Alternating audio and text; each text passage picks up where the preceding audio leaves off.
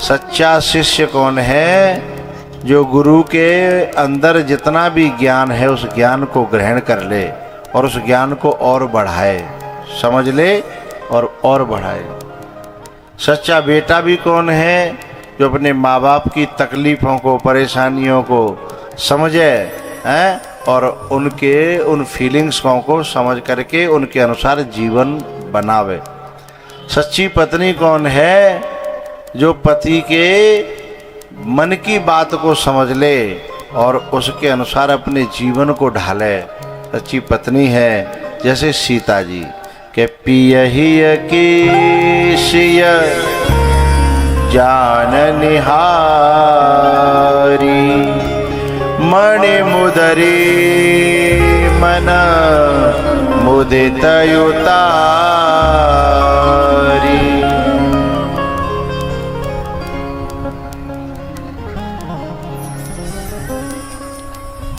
एक बात कहूं, मन की बात को जानना तब होता है जब आपस में बहुत प्रेम हो।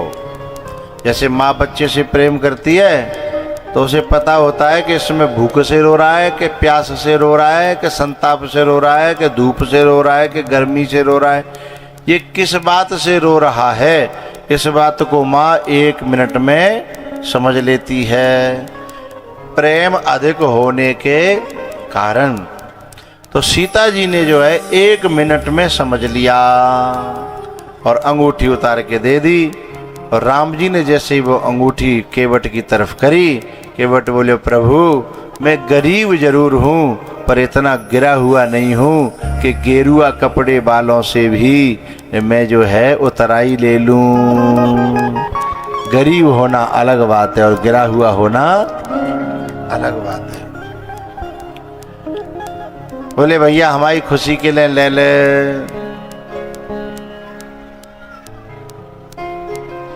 केवट मना कर रहा है और भगवान जो है बार बार कह रहे हैं कि ले ले भैया ले ले। नहीं माने केवट, नहीं माने भगवान, तो केवट ने कि लाओ, तो ले ली और ले के दोबारा फिर भगवान के हाथ में धर दी कि सुनो मैंने ले ली, मैंने मान ली, मैंने स्वीकार कर ली, पर मेरी प्रार्थना है कि मैं नहीं चाहता कि नंगी उंगली जो है जाए माता जी की जंगल में, इसलिए 14 वर्ष तक पैरो और लौट के जब आओ तो जई रास्ता से अइयो यही रुकियो है और मेरो सामान मुझे दे जाइयो है। अब भगवान फंस गए, बोले ठीक है भैया। अब इधर जो उसकी घरवाली है ना, वो बड़ी जो है शाम को जाकर के बोले तुम बड़े दानी बन गए। अरे भगवान कोई चिन्ह दे रहे थे, भगवान कोई चीज दे रहे थे, हमारे बालक देखते, नाती देखते कि भगवान आए धरी रहती है, कम से कम दर्शन कर लो कर दे, ऐसो लौटा दे, कितनी अच्छी चीज मिल रही। खूब सुनाई। केवट बोले कि भाई जी बड़ी गलती है गई हम पे, पर ये तो सोच हमारी बात, हमारा नंबर तो आमंद है न कि हमें तो कुछ कहलंद है। बोले बताओ। तब वो कहता है भगवान मैंने तेरी पीढ़ी देख पाऊंगी कि नहीं देख पाऊंगी जी सोची नहीं, पर तेरी पीढ़ियां, तेरे बेटे नाती पंथी जो कितनी पीढ़ियां उसको जरूर देखेंगी। बोले अब कैसे देखेंगी, ले गए वे तो। बोले ना, मैंने 14 साल के लिए गिरवी धरी है, लौट के मिलेगी हम ही है। तो बोले 14 साल को गिरवी धरवी का जरूरत थी, पता नहीं भरोसा नहीं, पलंगते लौटे लौटे। बोले तू अपने जैसे समझ रही है दुनिया है? ऐसा नहीं है, वो नहीं लौटते यहाँ होकर के तो भी अब लौटना पड़ेगा। बोले मैंने मेरे से वादा हुआ है। बोले अच्छा, तो बोले फिर दही का क्यों 14 साल के लिए आपने?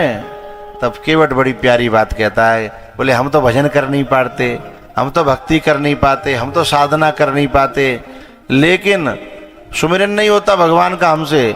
लेकिन अब भगवान जब जब अंगूठी देखेंगे तो अब केवट की खुद याद करेंगे, खुद सुमिरन करेंगे, सोई हमारा बेड़ा पार है जागो।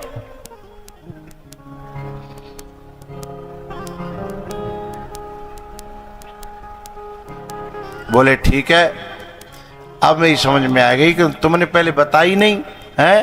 बोले ठीक है। इधर भैया आओ, ये केवट के बारे में एक बात और मैं कह दूं तब आगे बढ़ूं। ये केवट है ना, जिधर से राम जी को चढ़ाता है उधर रेत का वर्णन नहीं है, और जिधर राम जी को उतारता है उधर रेत का वर्णन है। उतरे ठाड़ भय सुरसरे रेता। तो जो गंगा जमुनाओं के पास में रहने वाले लोग हैं उन्हें पता होगा कि जो है नदियों में जल जो है एक साइड से किनार से लग करके बहता है और एक तरफ जो है रेता छोड़ देता है, ऐसा होता है।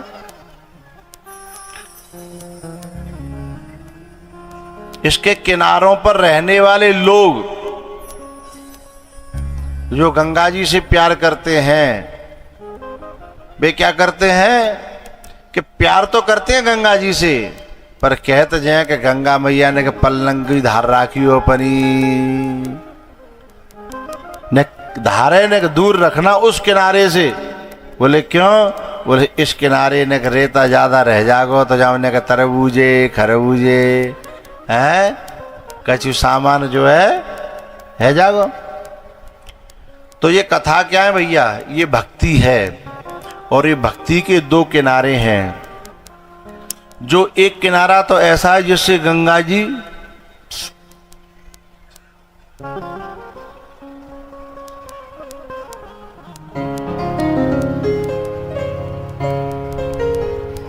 एक किनारा तो वो है जिससे गंगा जी सट के बहती हैं, और एक किनारा वो है जिससे गंगा जी हट के बहती हैं। और जहाँ सट के बहती हैं ना गंगा जी,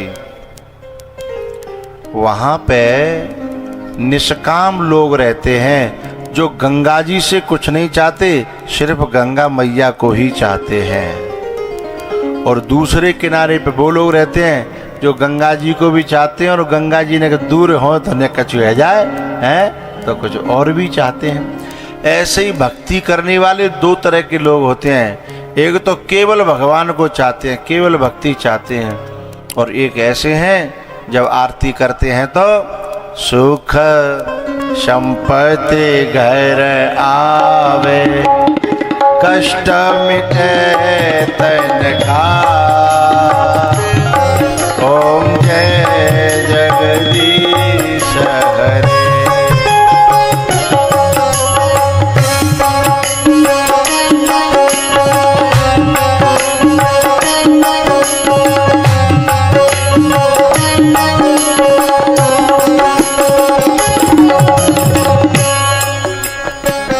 सुख संपत्ति घर आवे कष्ट मिटे तन का तो ओम जय जगदीश हरे। और नहीं तो फिर क्या करें? एक डोकरी थी, वो बहुत ठाकुर जी के लड्डू गोपाल की पूजा करती थी। एक बार हम गए, वहाँ एक मंदिर में देखा तो ठाकुर जी थे ही नहीं, मंदिर सुना पड़ा। मैंने कि अरे अम्मा ये जानते जी ठाकुर जी कहाँ गए? बोले संदूका में बंद। मैंने कि संदूका में बंद? बोले हाँ। बोले क्यों? तो वो कहती है कि मैंने इतने भोग लगाए, मैंने इतनी आरती करी, इतनी अगरबत्ती जलाई, ऐसे स्नान करा, पूरी गाथा वान गाई। बाकी बाद बोली तऊ में ही भैंस को पड़ रहा मरे गो, तो ऐसे ठाकुर जी को ओढ़ू के बिछाऊं, संदूका में कद्दा ही बंद हो समय आ जाएंगे हैं। तो जो भैंस के पड़रा का जो नवाए रही है तो जाको मतलब जो है ये निष्काम भक्ति नहीं है, ये सकामी भक्ति है कि यदि भगवान कुछ दे रहे हैं सुख सुविधा है तो फिर ओम जय जगदीश हरे है, और ना दे रहे तो वहीं के वहीं उनको संदूका में बंद कर देती है। तो जो इस किनारे पर रहते हैं ना वे निष्काम हैं। अच्छा, लेकिन केवट दोनों किनारों पर रहता है, और रहता ही नहीं है, इधर वालों को उधर पहुंचाता है और उधर वालों को इधर पहुंचाता है। मतलब क्या है इसका? इधर उधर। जो निष्कामी हैं उनसे कहता है कि थोड़ा सा सकामी बनो, मध्यम गति से चलो। और जो बहुत जो है सकामी हैं, जो सकामी है, उनसे कहता है कि थोड़े से निष्काम बनो। हैं तो इधर वालों को। लेकिन बहुत कम लोग ऐसे महात्मा संत होते हैं जिनको पता होता है कि कौन कहाँ के लायक है, कौन कहाँ के लायक है, तो वो उसको वहीं लगा देते हैं, वहीं पहुंचा देते हैं। उन्हीं में से ये केवट है, क्योंकि इसकी पहुंच इस पार भी है और उस पार भी है, दोनों तरफ इसकी पहुंच है, निष्काम घाट पे और सकाम घाट पे। इस प्रकार से भैया राम जी महाराज चित्रकूट जो ऋषि मुनियों से मिलते हुए पहुंचते हैं और इरद भरत जी महाराज ननिहाल से आते हैं। और पहले तो सूचना मिली कि पिताजी गए और भगवान का वनवास हो गया, तो क्रियाकर्म जैसे तैसे भयो दशरथ जी को।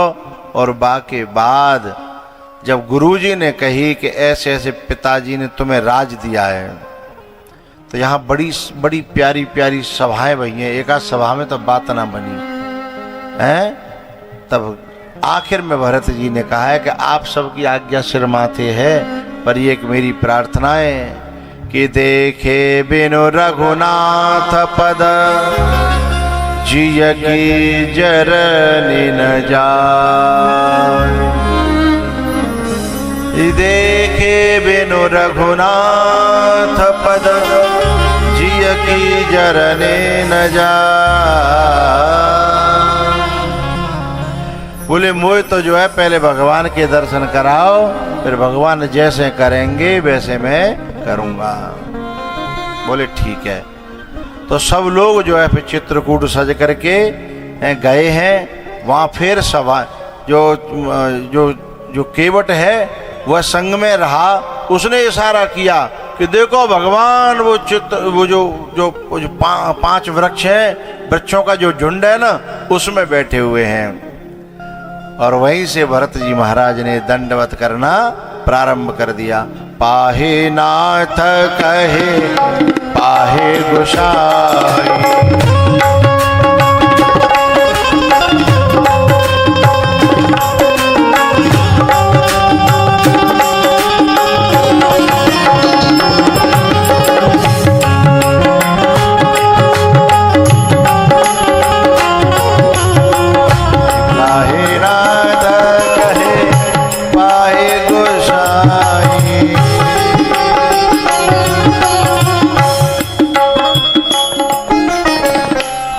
जो संत भगवान कुर्सी ते पीठ लगा के बैठे गए ते पीठ लगाए एकदम पूड़ी देख के सीधे आ गए। रेडी है, बिल्कुल तैयार है, बस 5 मिनट और है। हाँ?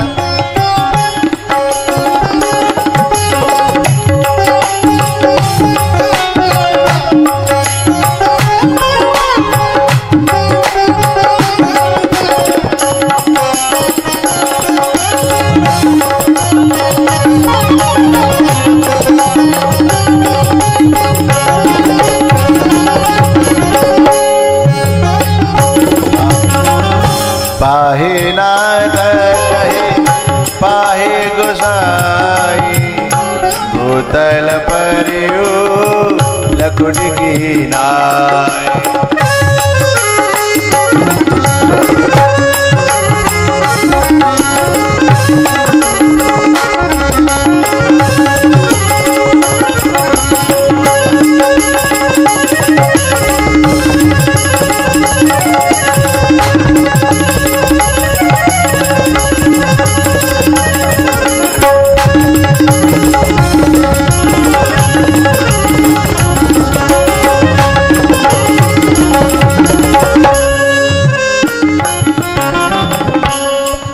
बोलो भरत जी महाराज